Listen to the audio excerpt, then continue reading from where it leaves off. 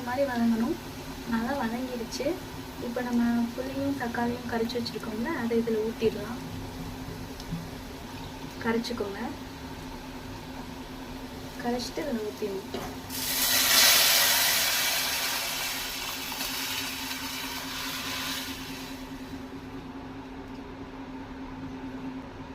நல்லா கிளறி விட்டுக்கோங்க.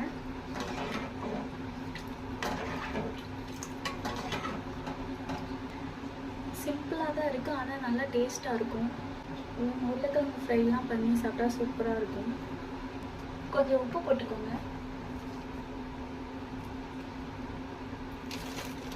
நான் ரெண்டு கை போட்டிருக்கேன்.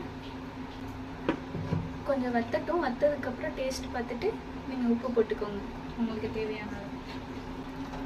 நல்லா கொதிக்கட்டும். கொதித்து வத்தணும் கொஞ்சம்.